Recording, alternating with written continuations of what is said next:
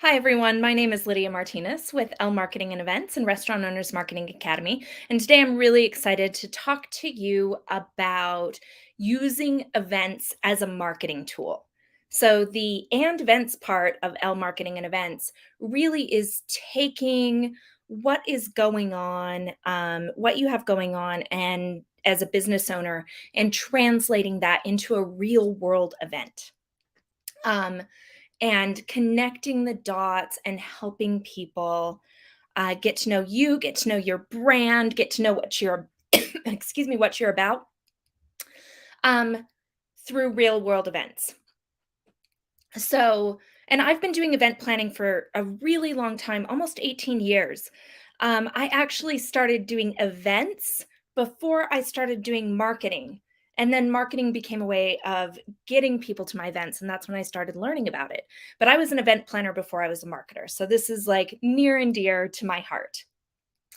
So whenever I'm planning an event, I try and think about who is it for? First and foremost, who is the event for? Is it for employees, for employee engagement? Is it for customers? Is it for influencers? Is it a media event? Is it designed to be a viral event? Who is it for? Because that helps you craft the event.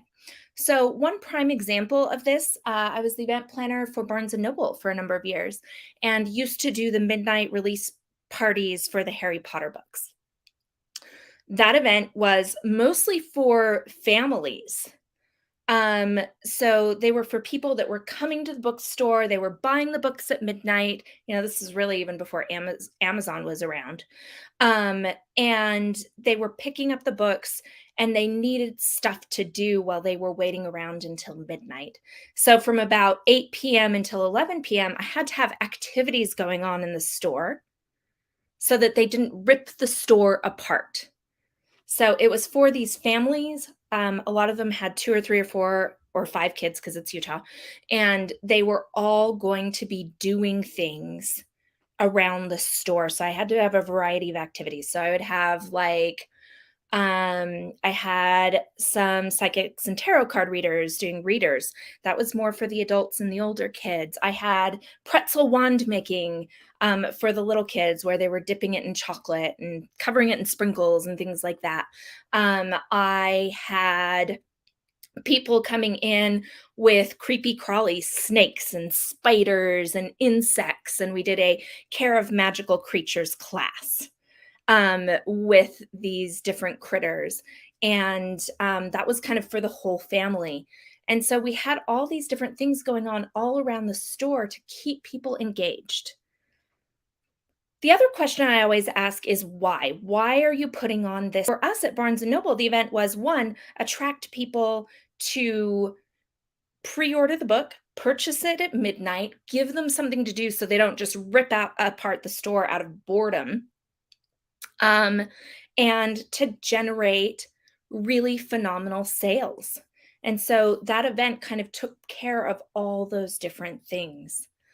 The other thing that's really important when you are planning an event that's designed to be a marketing event for your business, you need to communicate. Again, who is it for? What is the event? Um, when is it happening? Where is it happening? Why are you putting it on? What is the goal? How are people supposed to attend? How do they buy tickets? How much does it cost? Um, so think about all of those different things. Is it a public event? Is it a private invite only event? Um, we did the grand opening of Punch Bowl Social here in Salt Lake City a few years ago. And as part of that event, one of the things that we really focused on was a whole series of events that were designed for different people. And we had to communicate those carefully. So we did a media tour day where we had a bunch of journalists come through. They were given a private tour by someone high up at Punch Bowl Social. This was pre-pandemic, so they've gone through some rough times since then, but that's how they did it. Um, So everybody got a tour with the CEO, with the CFO, with the executive chef based on what their interests were. They got to try a bunch of food. It was brought out hot from the kitchen, delivered to them. They could take photos. We had some news stations there. So there were some kind of action-y stations showcasing things visually. And then we also had print journalists, food journalists, and a couple of really big food bloggers there. That was one grand opening event, and it was designed to be like invite only. You booked at a specific time. We coordinated all of that for them. And then we did a very exclusive influencers night. I'm talking 25 to 30 food influencers. And that list was hand curated. So it wasn't just anybody. It was influencers with a really engaged audience, really niche segments that had really great reach.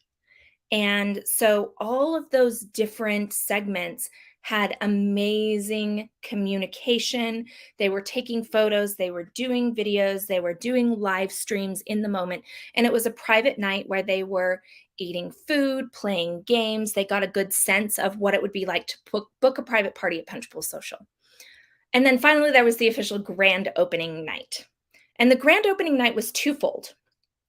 The first hour was VIP only. So again, it was influencers, media, local politicians, local leaders, the leadership team from the Utah Jazz, the community council, all these different people were on our list. And it was an exclusive VIP event for the first hour of the grand opening night. And then the next 4 hours were a ticketed event. People had to pay to participate. But every single dollar from that ticketed event got donated to a local LGBTQ organization. And so it was a way of Punchbowl Socials introducing people to the space, but also giving back and creating a sense of goodwill. So those were the different events, and we had to communicate differently for each and every one. What is it? How do you participate? Who should be there? Things like that. The other thing that you want to consider when you are looking at doing a marketing event is envision what it looks like. So, my background again, I did not study marketing in school. I studied theater and film and broadcast journalism. But it translates over to events, and let me tell you how. When you are directing a play, you're telling everyone, you're envisioning the big picture and what you want the audience to experience, and the look and the feel and the flavor, and you're directing people where to go and what to do and how to stand and how to behave. Directing a play and directing an event is very, very similar. You are crafting the experience start to finish, just like a play. So you are, but instead of the audience like sitting still in a theater, they are moving throughout your event space. So what does the entrance look like? What does check-in look like? Do people need tickets? Should there be an exclusive invitation? From there, you're also considering, are there different stations? If there's food and a bar, I always separate those things within the event space so that people are forced to move throughout it. Do you want sit-down tables? If so, people are going to plant and stay there. Or do you want bistro tables or standing tables to keep people moving? One of my favorite events that I used to produce, and I should probably just bring this thing back, is the guac off. It was an Iron Chef style guacamole battle that had huge engagement, huge attendance. 4 different local chefs had 45 minutes to make a stunning guacamole. And as part of that, they also, the guests got to go around, taste a bunch of different types of guacamole, try a bunch of different types of chips, and vote on their favorites. We had an audience choice winner. We also had a judged version where the judges were actually able to pick their favorite. There was a grand prize. And then also there was a lot of engagement when it came to the tickets, which were relatively affordable, but it was a fundraiser for a nonprofit that I supported. And so it was really, really fun, really engaging, and just delightful to participate in. But we envisioned what that was looking like, the different stations for the different chefs. They actually had cooktops. It was really, really fun. and a great space. And we had great live music and just all kinds of amazing things. So that was something that we loved. Another thing to consider when you are doing a marketing style event is your metrics or desired results. What do you want to get out of it? Is it ticket sales? Is it attendance? Is it user generated content? Is it media and press?